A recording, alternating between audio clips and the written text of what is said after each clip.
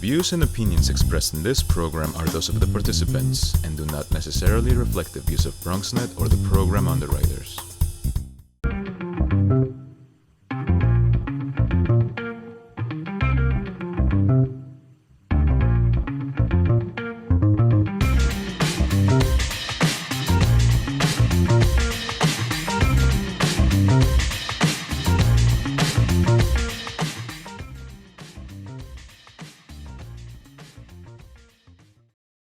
Good evening and welcome to the Bronx Buzz. This is BronxNet's program where we talk to reporters and writers and editors and photographers and filmmakers and videographers, anybody who's putting something out in the Bronx.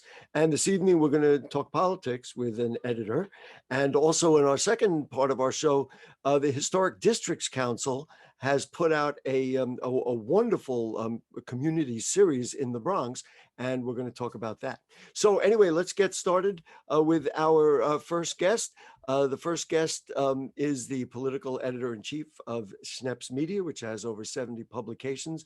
Why is that important to us? Because that includes AM New York and our good friends at the Bronx Times.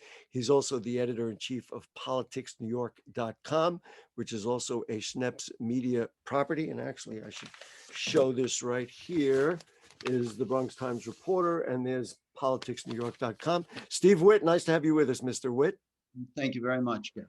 Nice just a little background. We could talk about Schneps Media and the Bronx Times, and that association is one thing. But for you, people would want to know, well, who is the guy who's editing this this really great Politics New York section of the Bronx Times?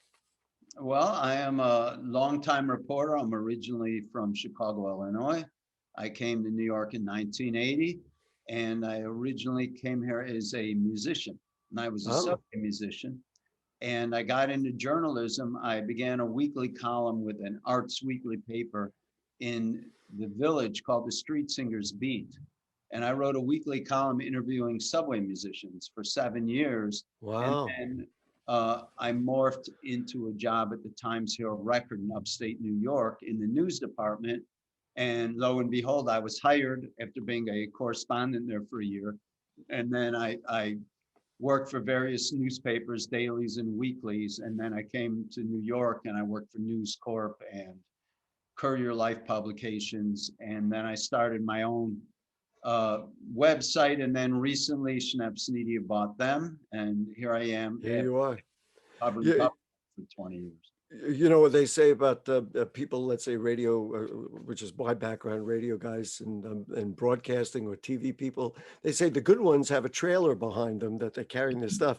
The really good ones have a really big trailer behind them. So I guess you would qualify for that. Well, let's talk about this now. The Bronx Times, of course, is as good a community, has always been, even before Schneps Media got involved, as good a community paper as you could imagine. But now the addition of this section, which provides, New York news and Bronx political news. Just talk to me about your perspective of what you do and why you put this out and why this was added to the Bronx Times. Well, first of all, I'm a big fan of Laura. She really knows Laura, her last name. Laura Guerriero. Right. Hard to pronounce. She knows the Bronx like no one else. She's the editor of the Bronx Times. Yes. And she like breathes and lives the Bronx. And when I came on board, the one thing that I felt that was needed and Schneps Media felt was needed was a little stronger political coverage. The voter turnout for the city council races isn't as strong in some districts as could be. There's issues in the Bronx, and we really like to hit hyper local political coverage. Mm-hmm. And we just felt that it's an important component to covering the Bronx. You're kind by saying it. The turnout is not as strong as it should be in some places. It's not as strong as it should be in any places in the Bronx. I've been doing this a very, very long time. And this particular season is a pretty good season. If you're going to launch something like this, I mean, every district is essentially going to have a new council member. And of course, there's a mayor's race in the Bronx. There's a borough president's race. It's a pretty fertile time. Just from your perspective, what have you enjoyed about covering it or even assigning other people to write? What's been dynamic about it? I know how I feel about it, but curious what you think. Well, the one thing we've been doing is our company through our political website, Politics NY, we put in, we're the only paper that has a candidate page. And we call them fun and fast forums. So we actually did a city council debate with all the candidates in every city council race in the Bronx and the Bronx Borough president. And, and I personally moderated many of them with Sky, who's our executive producer of our video component.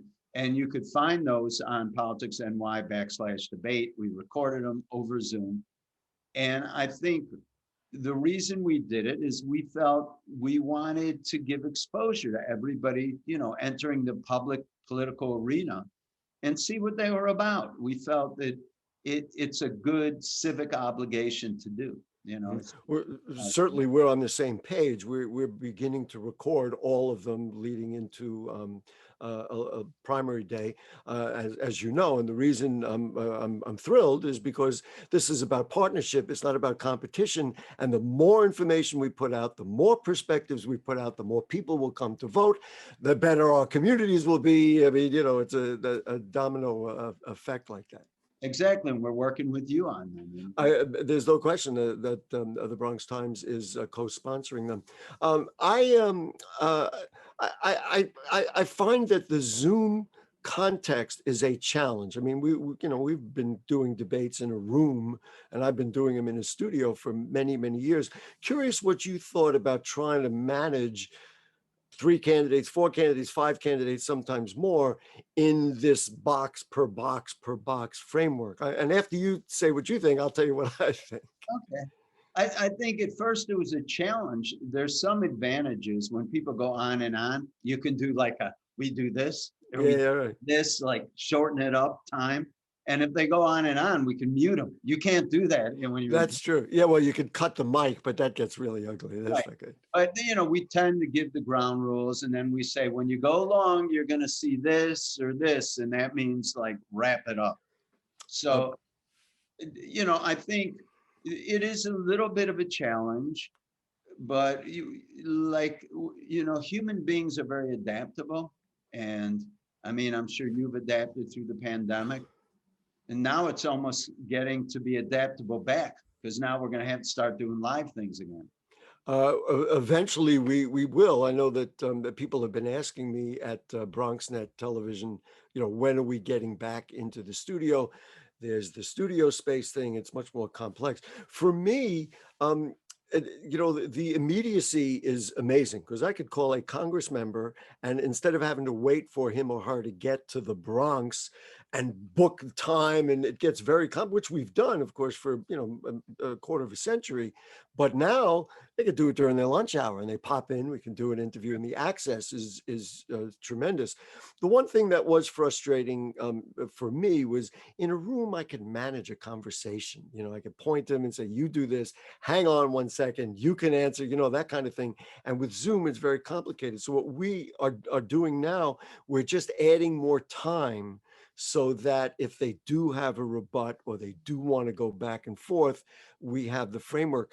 But for many of the forums that I did prior to now, I found it frustrating, just because, yeah, it's good. We're hearing the candidates, but we're just hearing, 1 minute or 2 minute sound bites, and it's not a dialogue, which of course the people were striving for.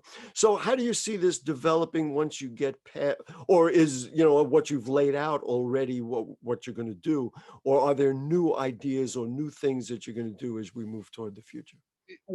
I think Sky and I we're going to do a weekly show. Isn't that wonderful? We're, kind of a week in review video thing. We do like to keep things fast and friendly. I think everyone's very serious. There's the pandemic and crime and racism and housing, and these are huge issues. Don't start me. But it's also a lot of pressure. And sometimes people, I think, can share a laugh too. I think politics can be covered a little serious, but a little tongue in cheek. And that's kind of what I think we're going to go for. I'll tell you, if you're ever looking for a guest, I'd love to hang out with you, and we could talk about the Bronx a little bit. You would never have to ask me twice. Maybe we'll get her on here, and we'll do the opposite and have you guys on here. There was We're creating something right in front of your eyes, folks. there was a documentary movie that a friend of mine took me to. It was called Crazy Love. Okay. And it was about this guy in the Bronx that fell in love with a woman on one of the parkways. And I mean, Jimmy Breslin wrote about it. He wound up paying somebody to throw acid in her face. Hey. They got together. You might know the story. It's like it was a very strange story. It was a Bronx story. If there ever was one, yeah. But what's interesting is they came in contact and he went to jail and he became a jailhouse attorney. And when he got out, they hooked back up and they got married. Wow, that's a great story. So what's your point about that that film? It just made me think of the Bronx. That's all. There you go. It characterized. Well, this is a very, very unique place. Just for the workload, you put the Politics New York, people are going to see that every edition now of the Bronx Times. Yes, we have in every edition of the Bronx Times, we have a political reporter now. And online, we are putting the debates. And with the debates also, if they want to see any of the Bronx debates, they can go on our Politics NY /debates and go to the Bronx debates. And we also have a YouTube channel that they can. You know, I have to tell you, I mean, certainly as in my own preparation for what we're doing, we're taping now, and they're going to be played back another week or two after they put Spanish subtitles. I've seen many of them. I haven't seen them all, and they're very good. And listen, nobody would be a tougher critic about Bronx political talk than me. And you guys just do a great job. And what I'm pleased about is what we said a little earlier, and that is, having an association together builds a stronger borough. You know, we have, I know you know media very well. We're so as hard as we all work, we're so underserved. I mean, it's ridiculous. And putting out this kind of stuff just to inform people is as healthy as could be. Well, I've learned through the debates, the Bronx is a great, diverse borough. There's a lot to it. And it's such a pleasure working in partnership with yourself and Bronx Net. Great. Yes, it certainly is. And listen, I know you haven't been around us that long, but it is in a way, and I think for you as a reporter and a journalist, undiscovered territory. It's what I have learned over even been on the air here for 26 years. It is undiscovered territory. And when we talk about things, it's like nobody knows. You got 1.4 million people, nobody knows who we are. So as a journalist, it's an ongoing revelation, which of course is what we're in the business to do. And I'm hoping that everything's silico, that, like Brooklyn's hot now, but at one time the Bronx was the place. Oh, listen. They're going to have the hip hop museum here. We've invented all the kinds of music that are out there, salsa and Latin fusion and everything else. It all comes from us. We have the most visible left-wing politician in America. It always comes from here. I'm sorry, I'm prejudiced in that way. What can I say? Okay. Well, you also have Ruben Diaz Sr., don't you? We do, although he's going to be out of. That's right. Well, so maybe we got both sides. Anyway, Steve Witt from Schneps Media and the Bronx Times. I'm going to grab it again. Look for Politics New York in your edition of the Bronx Times, or check it out online. So it is politicsny.com, and I check it out. You should check it out. Steve checks it out. My producer Rebecca checks it out, and that's what we're doing. Steve, it's great to talk to you, and let's keep the association going. Thank you. Thank you very much, Gary. Great. All right, we're going to be right back, and then it'll be the Bronx Historic District, or it's actually the city's Historic Districts Council doing a Bronx community outreach, and you're going to enjoy it. Don't go away. When taking public transportation, don't touch your phone. Carry hand sanitizer and use it immediately upon leaving the bus or train. Avoid touching your face. If someone is coughing or sneezing, move away. Wash your hands with soap and water as soon as possible. Limit contact with poles. If possible, avoid rush hour. Don't eat or drink on public transportation. Keep your bag off the floor or other surfaces. Avoid directly touching turnstiles. Stay up to date with the latest from your local health department and CDC.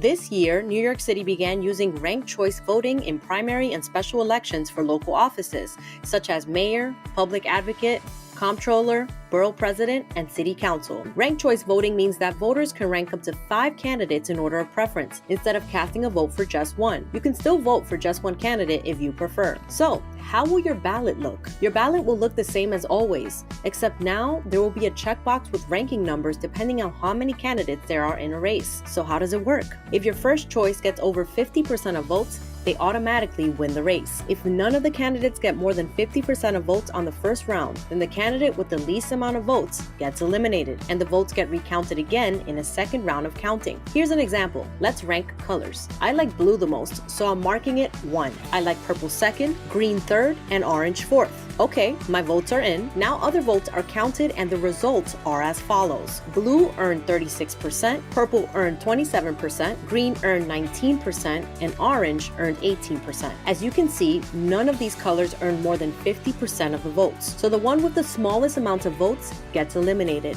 Voters who chose orange as their first choice now have their votes distributed to their second choice. This continues until a candidate receives 50% of the votes and becomes the official winner of the race. That's it. That's ranked choice voting. Ready? Let's vote.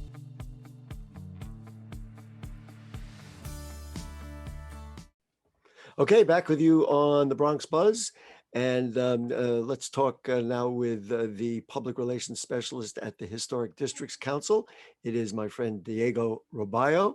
And nice to have you with us, Mr. Robayo. Hi, Gary. Thank you so much for having me. This is an exciting project, and you told me about it, and I said, you know what, we got to talk about it on the Bronx Buzz. Talk to me about what you're working on, the Bronx Borough Landmarks Preservation Committee. What is this all about?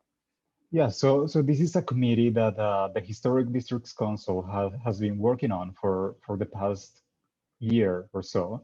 And basically, we want to engage Bronx residents in the process of landmarking.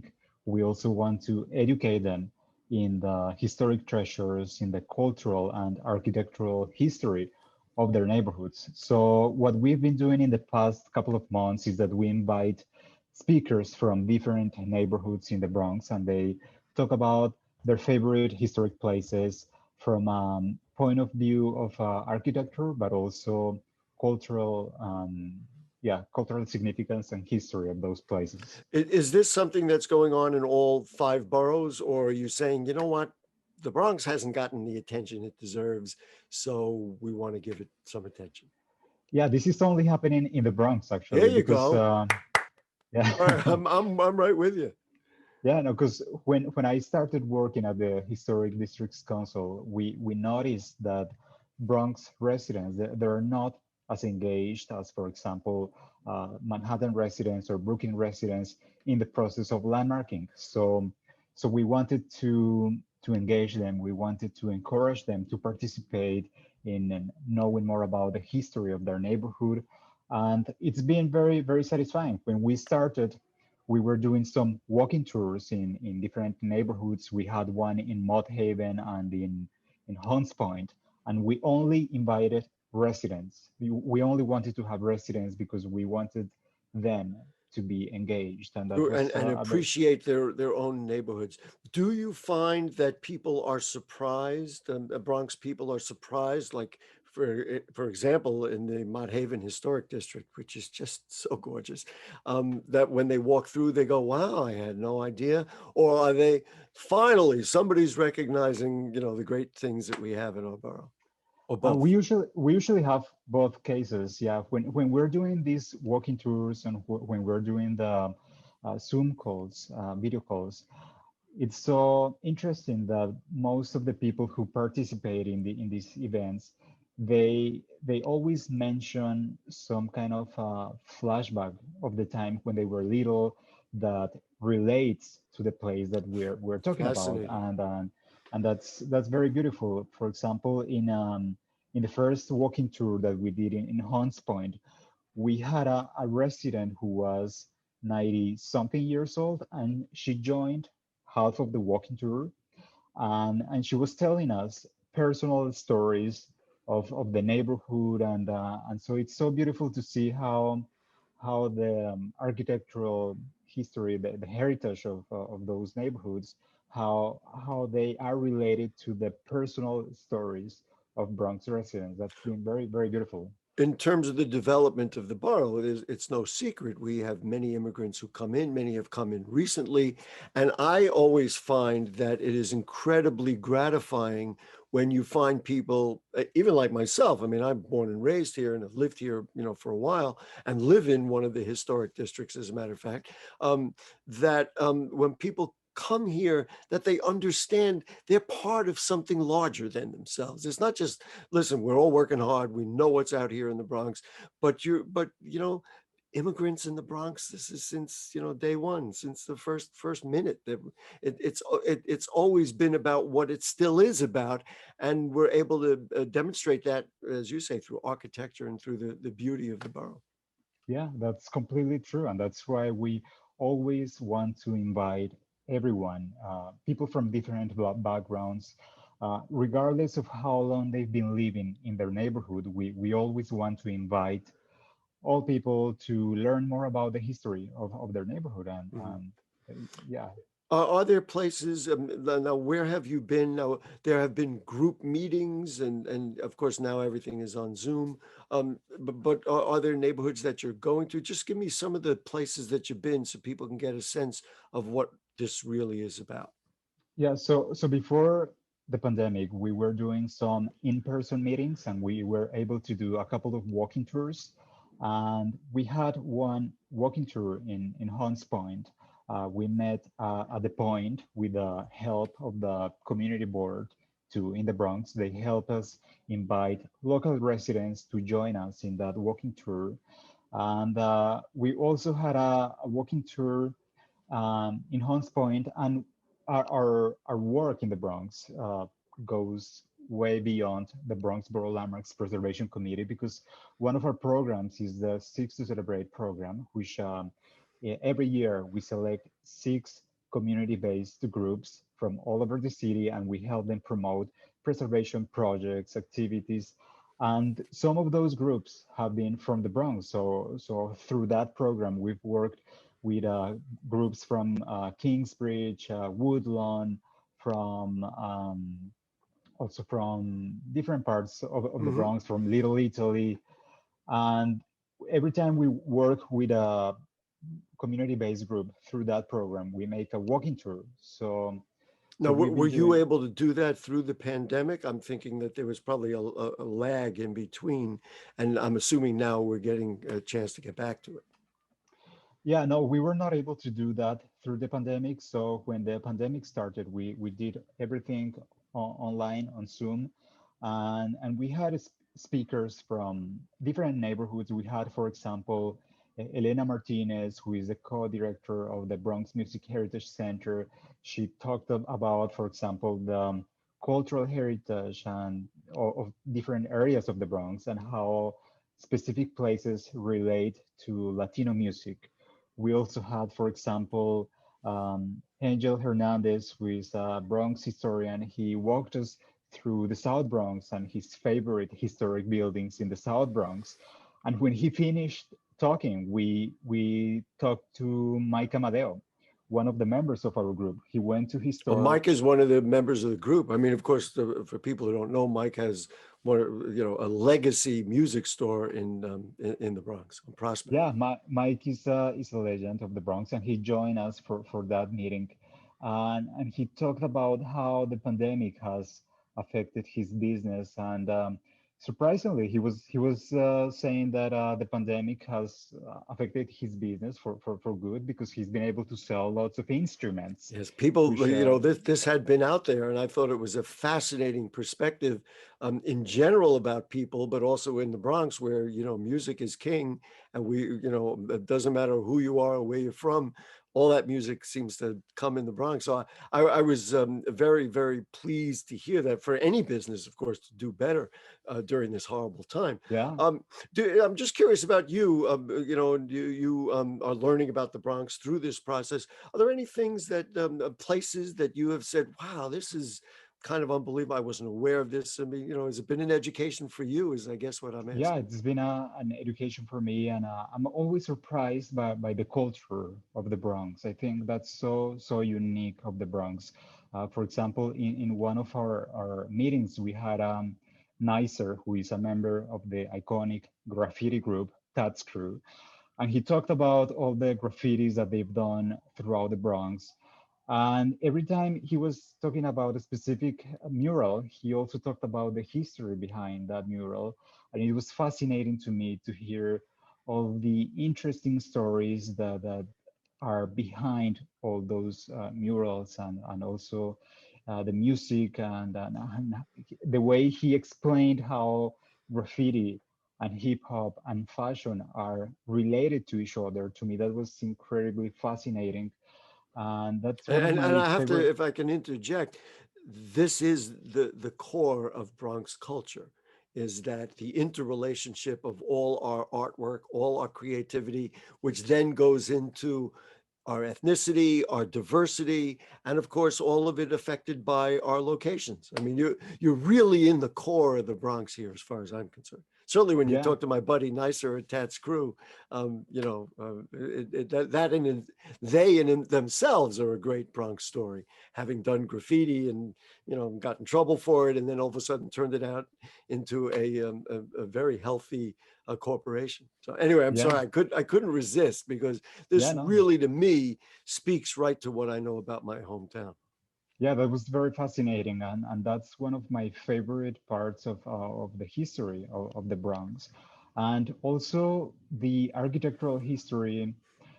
It's also very beautiful. I mean, when you look at the historic districts in the Bronx, in Mott Haven, in Longwood, they are architecturally magnificent, and just walking around them, it's so beautiful, and so that's been so amazing, and also the music of the Bronx. It's you couldn't have the Bronx without it. We're almost out of time, but people ask me about the books that are here, and I should have, because in a couple of places here there are books about Bronx architecture, and I know this one, 111 places to visit in the Bronx that you must see.